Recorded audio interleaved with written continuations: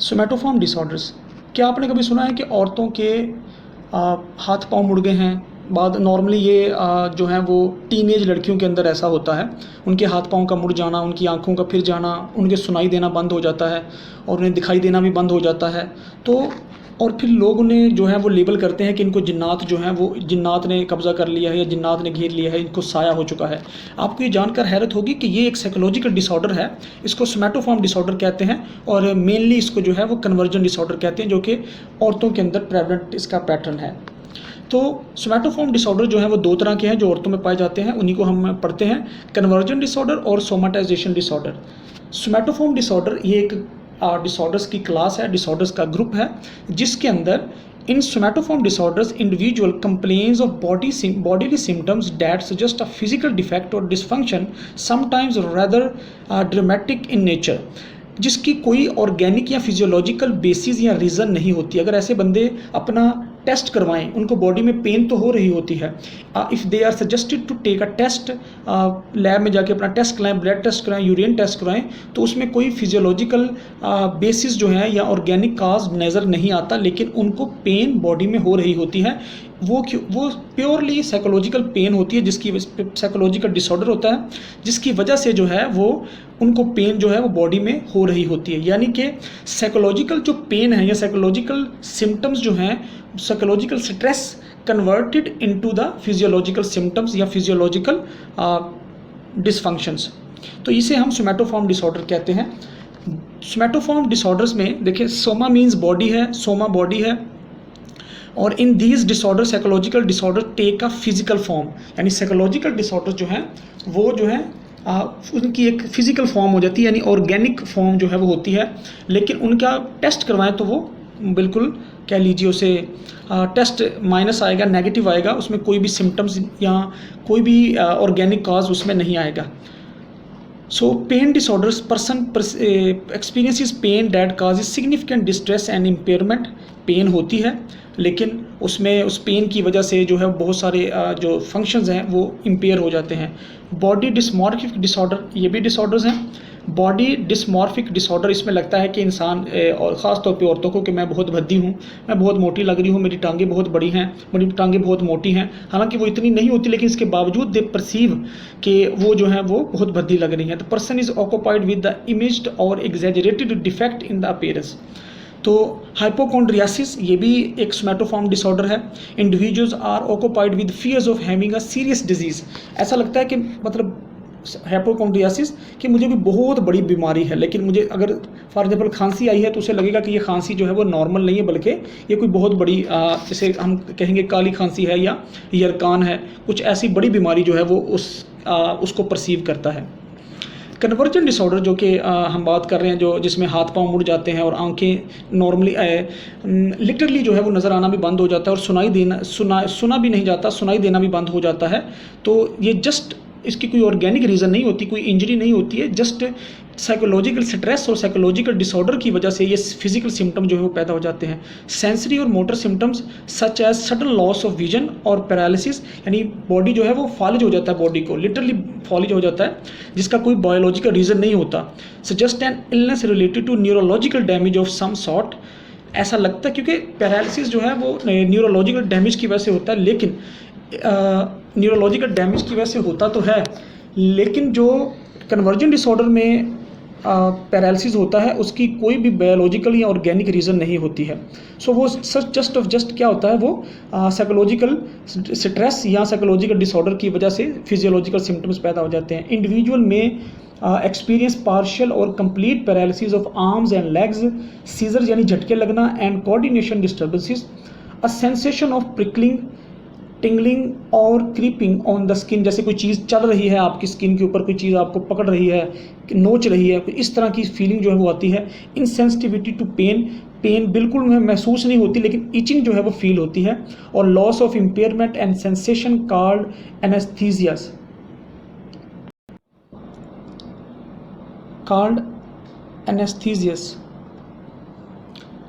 Somatisation disorder. Somatization disorder क्या है?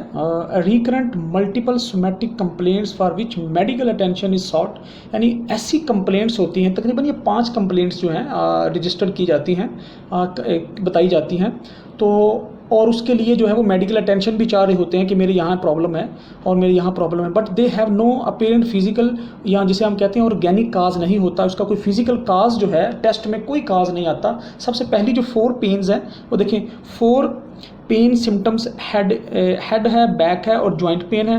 2 gastro intestinal symptoms होंगे उनके, जिसमें नोजिया और डायरिया जो है, नोजिया मीन उल्टी का आना और डायरिया होना। 1 सेक्शुअल सिम्टम्स होगा other than the pain indifference to sex, यानी कि उनका जो है वो अपने पार्टनर के साथ मिलने को, यानी हस्बैंड का वाइफ के साथ मिलने को दिल नहीं करेगा, या वाइफ का हस्बैंड के साथ मिलने को दिल नहीं करेगा, इसे कहते हैं indifference to sex. Indifference का मतलब है गैर दिलचस्पी। और इरेक्टाइल डिसफंक्शन का मतलब है मेल में कि उनका जो अज़ूए तनासिल है वो बिल्कुल ठीक से खड़ा नहीं हो पाता, या वो उसमें इरेक्शन नहीं आती है। और एक बिल्कुल ये नज़र नहीं आ रहा, लेकिन ये पेसोडो न्यूरोलॉजिकल सिम्टम, पेसोडो मीन होता ही फॉल्स है, पेसोडो मीन्स फॉल्स, एक न्यूरोलॉजिकल सिम्टम्स होता है जिसको अक्सर आपने सुना होगा कि वो कहते हैं कि मेरे ना यहाँ गर्दन से दर्द चला है और चल कर जो है वो बिल्कुल बाजू के अंदर आया है और बाजू से फिर जो है वो नीचे बैक की तरफ चला गया है। तो इस तरह का डॉक्टर कहते हैं कि इस तरह का कोई दर्द नहीं होता जो चलता फिरता रहे, कोई वॉक करे। तो ये सब जो है वो न्यूरोलॉजिकल जो है वो सिम्टम्स होते हैं इनके। तो ये सोमैटोफॉर्म डिसऑर्डर है। Somatization disorder and convergent disorder share many of the same symptoms, but it is not uncommon for the both diagnoses to be applicable to the same patient. तो ऐसा नहीं हो सकता कि सोमाटाइजेशन का डिसऑर्डर भी एक ही वीमेन में हो और कन्वर्जेंट डिसऑर्डर भी एक ही वीमेन में हो, तो दोनों एक ही जगह पे इकट्ठे नहीं हो सकते हैं। तो या तो वो सोमाटाइजेशन डिसऑर्डर होगा या फिर जो है वो कन्वर्जेंट डिसऑर्डर होगा, क्योंकि दोनों के सिम्टम्स बड़े कॉमन है। दैट्स वाई ऐसा पॉसिबल है कि लगे कि ये दोनों हैं इसमें। Hospitalization and surgery are common. Comorbidity is high with anxiety disorder. Comorbidity means के कमोर्बिटी मीन्स के एक डिसऑर्डर दूसरे डिसऑर्डर के साथ हो सकता है, लेकिन देखिए कुछ डिसऑर्डर जो है वो एक डिसऑर्डर दूसरे डिसऑर्डर के साथ हो सकता है, लेकिन वही सेम डिसऑर्डर किसी और के साथ नहीं हो सकता। For example somatisation disorder convergent disorder के साथ अकर नहीं हो सकता, लेकिन सोमाटाइजेशन डिसऑर्डर जो है वो एंजाइटी डिसऑर्डर के साथ उसकी कम्बोबिटी हो सकती है, यानी कि दोनों डिसऑर्डर एक ही और पर्सन में हो सकते हैं। फिर मूड डिसऑर्डर भी हो सकता है उसी में दूसरा, फिर सब्सटेंस के साथ भी वो अकर हो सकता है। And a number of the personality disorders can be comorbid. अब आ जाते हैं हम ईटिंग डिसऑर्डर की तरफ। ईटिंग डिसऑर्डर में दो जो मोस्ट कॉमन है ईटिंग डिसऑर्डर, वो एनोरेक्सिया नर्वोसा है और दूसरा बुलिमिया नर्वोसा डिसऑर्डर है। Anorexia nervosa disorder, anorexia refers to the loss of the appetite and anorexia indicates for the emotional reasons.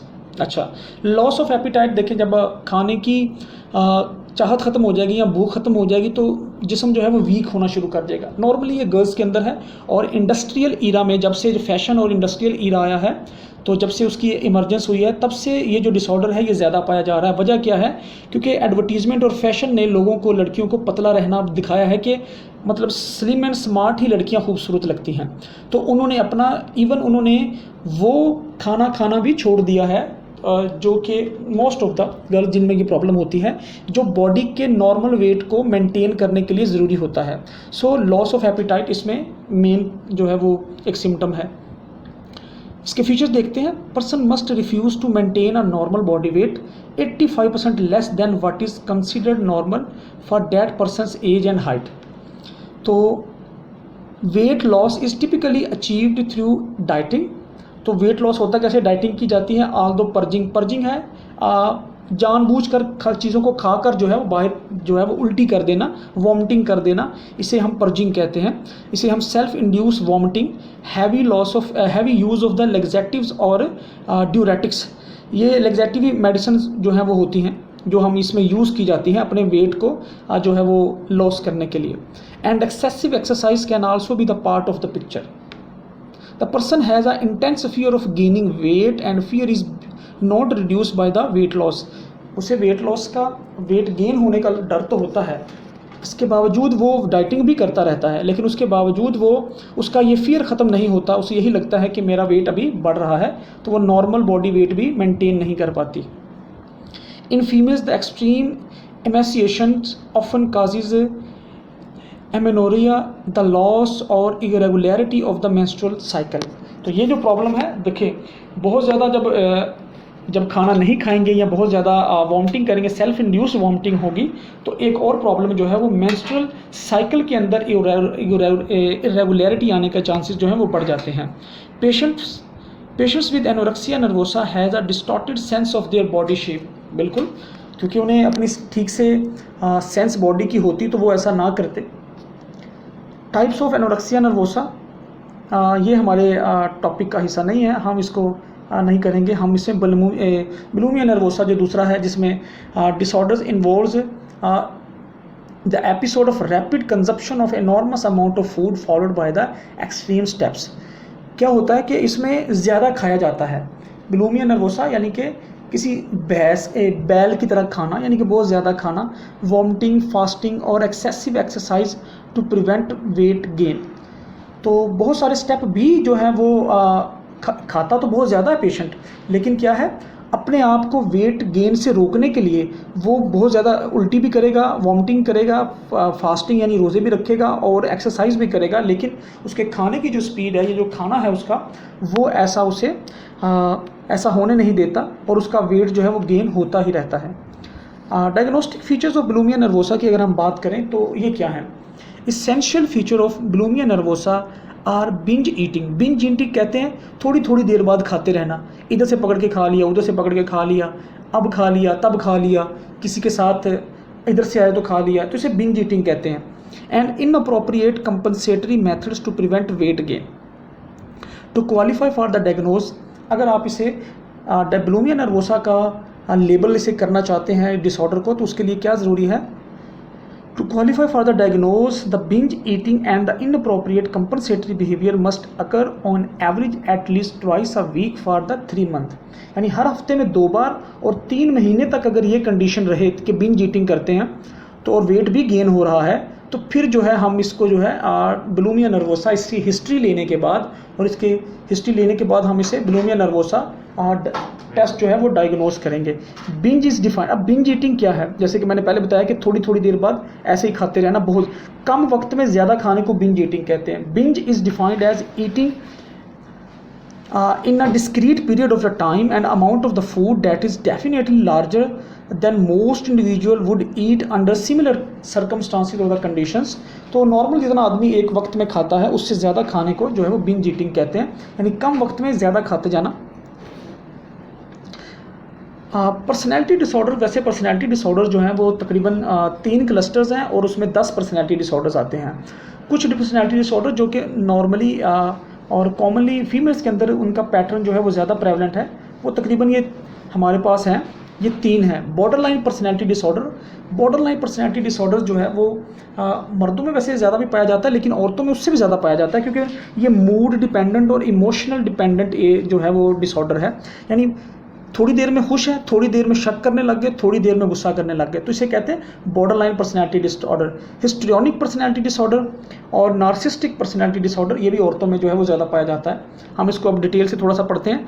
Border line personality disorder, the essential feature of this disorder is a pervasive pattern of instability of interpersonal relationship. पता ही नहीं लगता किस वक्त कौन सा mood हो जाए। बिल्कुल जो है वो कि जैसे मैंने बताया कि कभी जो है वो बड़ा सखी होगा, कभी जो है वो शक करने लग जाएंगे, कभी जो है वो अपने रिलेशंस को मेंटेन नहीं रख पाएंगे, सेल्फ इमेज प्रॉब्लम होगी and effects and marked impulsivity and that begins bye the early adulthood and is present in a variety of the context. Impulsivity means uncontrollable behaviour, uncontrollable thinking जो है वो बहुत ज़्यादा जो है वो इस डिसऑर्डर को करेक्टराइज करती है कि, और इसके जो साइन है वो अर्ली अडल्टहुड जो है वो पुबर्टी यानी बलूगत के जब आसार नमूदार होते हैं तभी से हम उसे अडल्टहुड कहते हैं। वहीं से यानी टीन एज जो एज है वहाँ से स्टार्ट हो जाती है, टीन एज के बाद अडल्टहुड के साइन जो है वो स्टार्ट होते हैं और फिर जो है वो मतलब इमोशनल जो है या instability in moods and interpersonal relationship उसी वक्त से स्टार्ट होते हैं।